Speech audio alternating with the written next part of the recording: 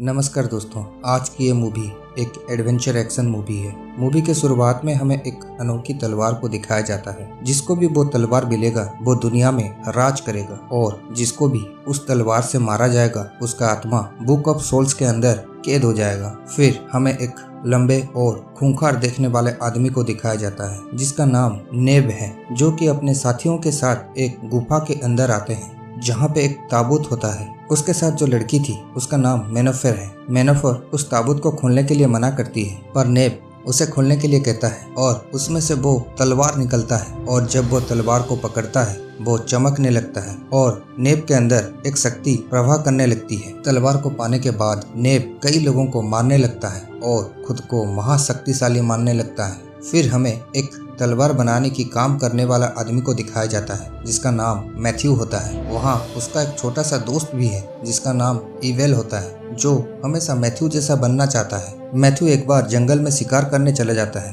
तभी नेब के सेना मैथ्यू के गांव में हमला कर देते हैं और गांव वाले से मैथ्यू के बारे में पूछने लगते हैं, लेकिन कोई भी मैथ्यूज के बारे में नहीं बता पाता है, जिससे वे लोग गांव वाले को मारने लगते हैं। तभी वहाँ पर मैथ्यू आ जाता है। मैथ्यू को देख सारे सिपाही उस पर टूट पड़ते हैं, लेकिन मैथ्यू सबको अच्छे से धो देता है। तभी कुछ सिपाही मैथ्यू को तीर से हमला कर देते हैं, जिससे मैथ्यू बुरी तरह घायल हो जाता है। फिर भी वो हार नहीं मानता और उठ खड़ा होता है और सिपाही उसे बुरी तरह मार रहे होते हैं। तभी मैथ्यू का हालत देख एवेल उसकी तरफ दौड़ता है पर मेनोफर उसे पकड़ लेती है और उसके गले पर चाकू लगा देती है। फिर मैथ्यू को उसके साथ चलने को कहती है पर मैथ्यू कुछ कहने से पहले मेनोफर बड़ी बेरहमी से एवेल को गला काट के मार देती है, जिससे मैथ्यू दुखी होकर रोने लगता है और गुस्से से जब वो उठने लगता है मेनोफर उसे मार के बेहोश कर देती है और एक पिंजरे में डाल के अपने अड्डे में ले जाती है। फिर रात में जब सब आराम कर रहे होते हैं तभी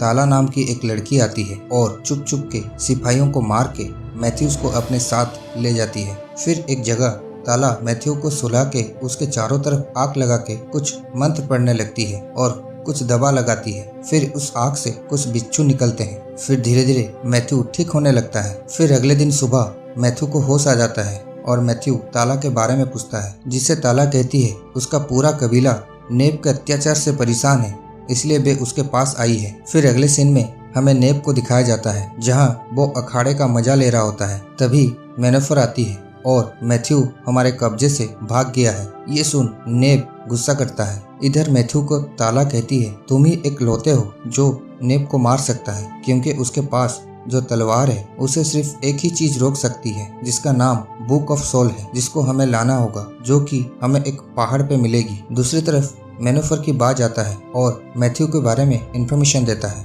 और मेनोफर तुरंत ही नेब को बोलती है मैथ्यू बुक ऑफ सोल लाने के लिए जा रहा है, जिससे उसका तलवार की शक्ति खत्म हो सकता है। ये सुन नेब परेशान हो जाता है और मैथ्यू को पकड़ने के लिए अपने सिपाहियों को भेजता है। इधर ताला और मैथ्यू अपने मिशन पर जा रहे होते हैं। तभी उन पर तीरों से अटैक होता है और कुछ आदिवासी उनके सामने आ जाते हैं और मैथ्यू को बंदी बना लेते हैं। फिर आदिवासी के सरदार एरुक कहता है, अगर तुम इधर से जाना चाहते हो तो हमारे साथ एक गेम खेलना होगा, जिसमें हमारे कुछ सिपाही तुमको तीर मारेंगे। अगर तुम इनसे बच जाते हो तो तुम इधर से जा सकते हो। फिर गेम शुरू होता है। आदिवासी मैथ्यूज के ऊपर तीर मारने लगते हैं, जिससे मैथ्यूज अपने आप को बचते बचा के उन आदिवासियों को धराशायी कर देता है और एरुक के गले में चाकू रख देता है, जिससे आदिवासी का सरदार एरुक मैथ्यू का बहादुरी देख उसे और ताला को छोड़ देता है। फिर दोनों काफी दूर जाने के बाद उन्हें एक पत्थर से बना गेट दिखता है, जिसके दूसरी तरफ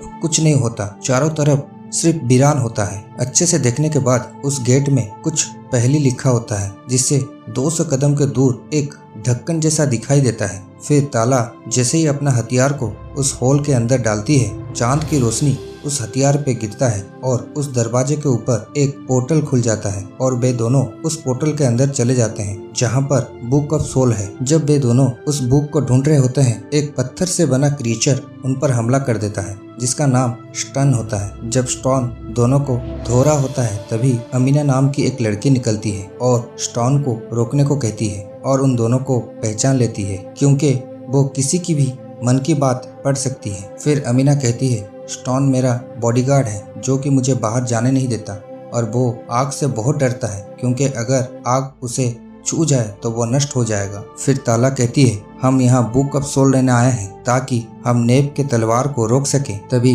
अमीना चांद की रोशनी के नीचे खड़ी हो जाती है तो उसके शरीर पे बहुत सारे नाम दिखता है जिनको उस तलवार से मारा गया था। तभी मैथ्यू को समझ में आ जाता है बुक ऑफ सोल कोई बुक नहीं है, वो लड़की खुद है। फिर इधर मेनेफर और उसके साथी मैथ्यू को ढूंढ रहे थे और रास्ते में एरुक उसके साथी के साथ रास्ते में आ जाते हैं और मेनेफर और उसके सेना को आगे जाने को रोकते हैं। मेनेफर इतने सारे आदिवासी को देख वे लोग उधर से पीछे हट जाते हैं। इधर मैथ्यू अमीना से पूछता है हम इस तलवार को कैसे रोक सकते हैं। अमीना कहती है इसके लिए तुम्हें एक खंडर वाली गुफा में जाना होगा, जिसे मैथ्यू अमीना को भी अपने साथ चलने को कहता है। पर अमीना कहती है मुझे स्टोन बाहर जाने नहीं देगा। तभी मैथ्यू एक प्लान बना के आग लगा देता है जिससे स्टोन आगे नहीं बढ़ पाता। फिर मैथ्यू, अमीना और ताला तीनों निकल जाते हैं। फिर इधर मेनेफर उस गेट के पास आ जाती है और उन्हें ढूंढने लगती है। फिर नेब के सिपाही मैथ्यू पर हमला कर देते हैं। उनके संख्या ज्यादा होने के कारण वे लोग हारने लगते हैं। तभी उनके साथ देने के लिए स्टोन आ जाता है और सबको मार के वे लोग खंडर वाली गुफा की तरफ निकलते हैं। जैसे कि वो गुफा समुद्र के दूसरी तरफ है और जैसे ही वे लोग समुद्र के किनारे जाते हैं तभी वहाँ पर बहुत सारे सिपाही होते हैं। वहाँ मैथ्यू उन सबसे बड़ी बहादुरी से लड़ता है लेकिन उनका तादाद ज्यादा था। तभी ताला एक घोड़ा गाड़ी लेके आती है और मैथ्यू छलांग लगा के उस पर बैठ जाता है और वे लोग वहाँ से निकल जाते हैं और एक नाव में बैठ के वे लोग जाने लगते हैं। जब वे लोग जा रहे होते हैं तभी अमीना को एक विजन आता है और ताला को कहती है कि अभी तुम्हारे पिता को नेब ने मार दिया है, जिसको सुन ताला दुखी हो जाती है। फिर काफी दूर सफर करने के बाद वे लोग नाव से उतर के पैदल खंडर वाली गुफा के तरफ बढ़ने लगते हैं। फिर वे लोग गुफा के अंदर जाते हैं जहां उन्हें एक ज्ञान की देवता की मूर्ति दिखता है। मूर्ति को देख अमीना कहती है कि तुम्हें ये मूर्ति को तोड़ना होगा, जिससे मैथ्यू उस मूर्ति को तोड़ देता है। मूर्ति टूटने के बाद अंदर उसको एक नक्शा मिलता है। उस नक्शे को पढ़ने के बाद मैथ्यू को पता चलता है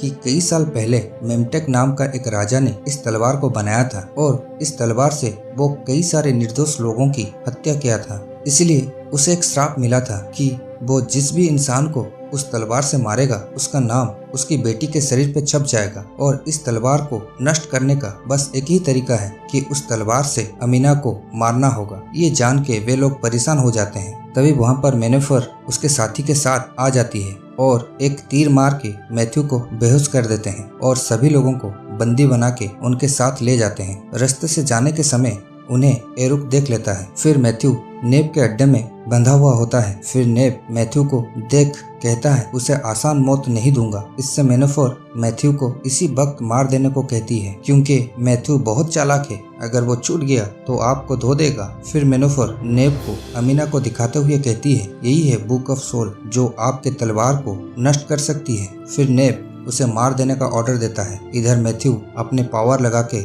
बंधा हुआ जंजीरों को तोड़ देता है और नेब के साथ मैथ्यू का फाइट होता है। दूसरी तरफ एरुक भी अपने सेना को लेके पहाड़ के दूसरी तरफ से उन लोगों पर अटैक कर देता है। इधर नेब मैथ्यू को मार रहा होता है, तभी स्टोन भी आ जाता है और नेब को मारने लगता है। फिर नेब अपनी तलवार निकाल के स्टोन के अंदर घुसा देता है, जिससे वो तलवार के साथ स्टोन आग में गिर जाता है। तलवार उसके हाथों से छूट जाने को देख मैथ्यू पहले मेनेफर को मार देता है। उसके बाद उसी मौके पे नेब को धोना शुरू कर देता है और उसको भी उसी आग में फेंक देता है, जिससे नेब की दी एंड हो जाता है। फिर अगले सीन में हमें वो तलवार मैथ्यू के हाथ में दिखाया जाता है, लेकिन इस बार वो तलवार ब्लू कलर का दिखता है। तभी अमीना वहाँ पे आ जाती है और मैथ्यू को वो तलवार से उसको मारने को कहती है, लेकिन मैथ्यू उसे मारना नहीं चाहता है। लेकिन अमीना उस तलवार से खुद को ही मार देती है, जिससे अमीना मर जाती है और वो तलवार भी नष्ट हो जाता है। इसके साथ ये मूवी यहीं पे खत्म हो जाता है।